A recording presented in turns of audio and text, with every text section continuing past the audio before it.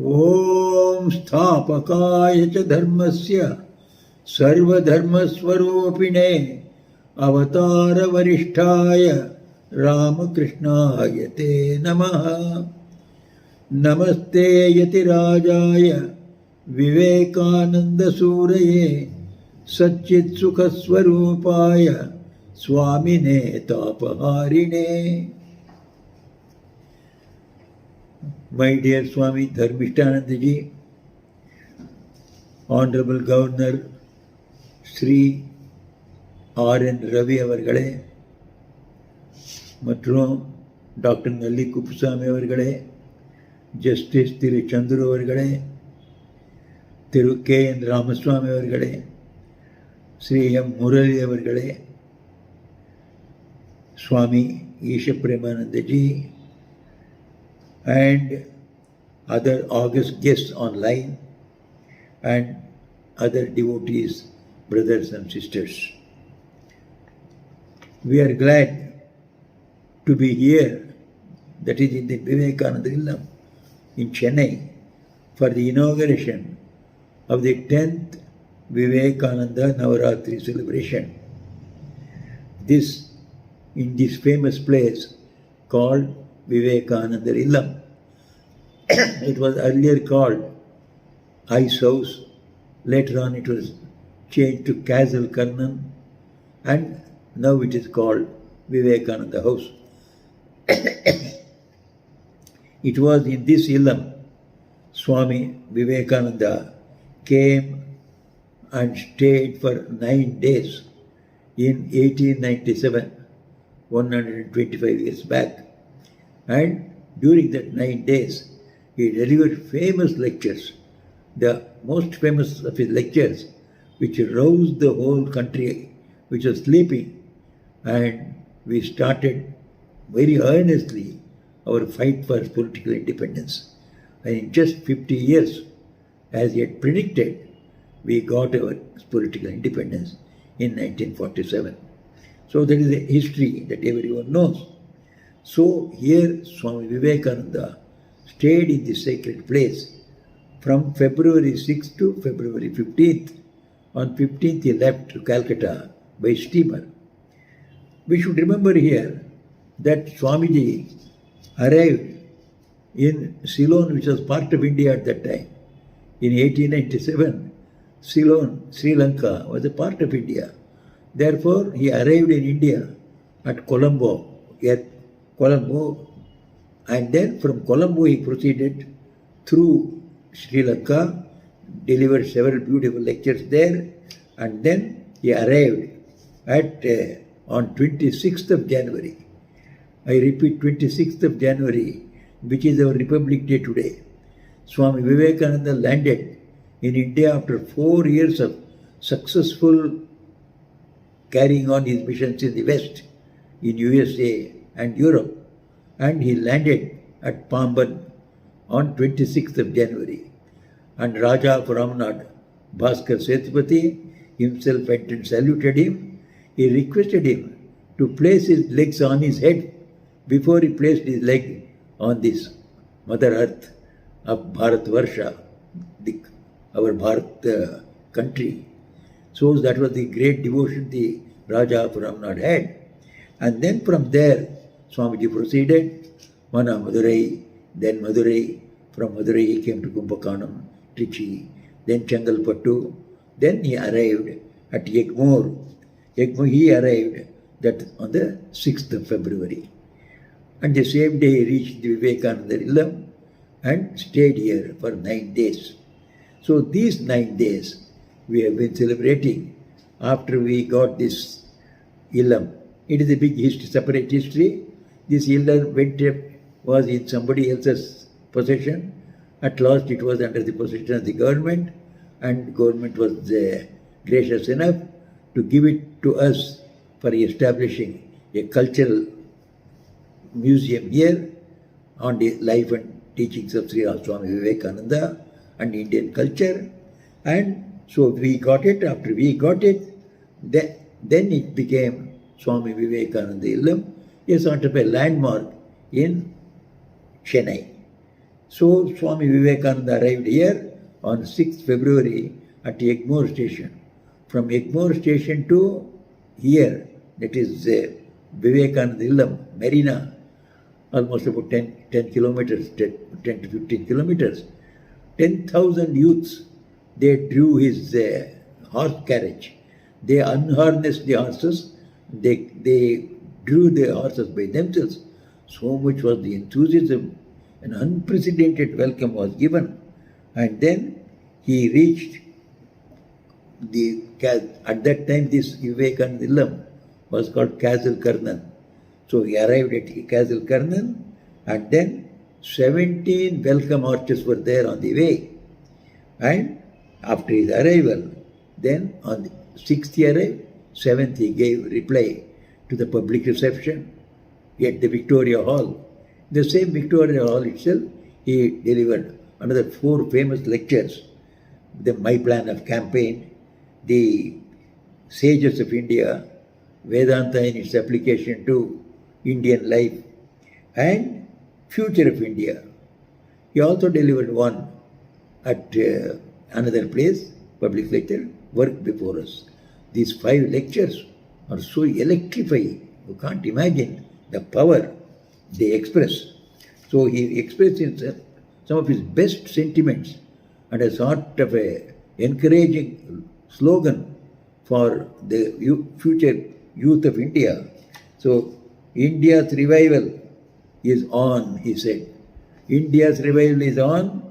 Like me, thousands of you will be thrown out to go to the foreign lands and preach the eternal religion of India. He predicts at that time, 1897, when India had nothing to boast about. At that time he said, now all the gods and goddesses are sleeping. You don't bother about those gods and goddesses. Let this country be your God and worship her. Worship the people there. Serve them. You will see, you will get independence. And he said it in 1897. Exactly after 50 years, we got in 1947 the independence of India. I mean the political independence. He also said in one of his lectures, we have to contribute to the world culture, our spirituality, which we have been doing time and again in the past history also. India's contribution to the world culture is pure spirituality, which brings all people together as brothers and sisters, the whole humanity. He also said in one of his lectures, what we want is strength, and strength. We want muscles of iron and nerves of steel. And this will come to you when you know you are the Atman, which is all powerful, which can do anything it desires, because all power, all glory is inside it. And this is in our own Upanishads, our Vedanta. Therefore, teach Vedanta to everyone. Everybody will feel that he is all powerful, he can do everything. And you will see, you will be able to achieve the independence of India and much more. So in another lecture he says, serve everyone, preach this Vedanta. Vedanta tells that each one of us, men or women, belonging to any caste or creed or color, everyone has this tremendously powerful, tremendously pure, and the all-knowing, all-powerful Atman inside us. We are that Atman. Let them get this self-strength, the strength in their own spiritual self, and you will see the power will come, glory will come, purity will come, goodness will come, all that is excellent will come. These were the words that with which he encouraged this country, and it got the new life from which it started, the independence movement. Swami Vivekananda gave up his mortal body in 1902, and within 3 years, 1905, the real Indian independence started with the first throwing of bombshells at the British officers at Nasik, Maharashtra. And within another 42 years, 47, we got full independence itself. So this is the history we should remember when he arrived. So this great hero arrived there, and then Swamiji started delivering his fiery lectures, meeting very, very important people, young, old, from all spheres of life. And everybody was inspired by his very presence, and of course with his brilliance and with his insight into future. So he would speak things, as if Indian independence has been achieved. He said there is nothing. He will get it the next day. Just you all get awakened. Try to serve your poor, raise the poor from their poverty and their ignorance. You will see in India, which will be greater than whatever it was in the past history. She will rise to a higher level. So he went on enthusing people with such prophetic utterances. Swamiji had predicted in a way that India would be free in next 50 years, and it did become free in 1947, and we got the first Governor General of India, and the last also. Afterwards, we got the president, we became republic. At that time, just during the transition period, we wanted to have the first Governor General. So first Governor General was from our Tamil Nadu, Chakravarti Rajagopalacharya. So this great intellectual and an astute politician and a wonderfully good man. So he said about Swami Vivekananda. Vivekananda saved Hinduism and saved India. Vivekananda saved Hinduism and saved India. But for him, we would not have got our freedom and we would have lost our religion. Therefore, whatever we are enjoying as the freedom today, we all owe it to Swami Vivekananda. Great statement. So, that was Swami Vivekananda's contribution. He came as a sort of an awakening angel for this country. From the day he started talking about India's independence, he started talking not only of political independence, he wanted that the Atman, when it awakens, it will give you not only political independence, it will make you independent, socially independent, political independence, moral independence, spiritual independence. So you will get entire independence. You will be free from any fetters. You will feel that you are an infinite being. Nothing will be close to you, neither the past nor the future. Such will be the persons when in future they get real education, both spiritual and secular. They will be such wonderful people will be produced. This is how he spoke about Hinduism of the future. Then when he spoke about Hinduism in Chicago, Swami Vivekananda spoke nothing but the eternal religion of India called Vedanta. The eternal religion, it's called eternal religion because it is based on principles. Just like science, it does not change. Science is there, it is based on principles. It is not based on any particular personality. When the personality goes away, the religion also will go away.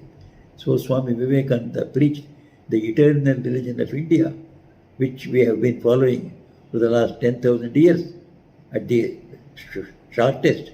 So we do not know the beginning of our religion. So Vedanta is based on the principles, he said. It is rational, therefore. It is rational because Vedanta says you don't have to believe in dogmas and doctrines or any prophet, but you can yourself follow the practical way of realizing God. So Swami Vivekananda said that we should realize God if there is a God. We should realize soul if there is a soul. And we should realize all the laws of the spiritual world, that good begets good to you, bad begets bad to you, and there is an after birth, after death, there is life after death, because the soul is eternal. Bodies come and go, but the soul is eternal. It goes through different bodies only to acquire the highest knowledge that it is one with God. So Swami Vivekananda spoke this one to the West. He spoke the same message of Vedanta in India.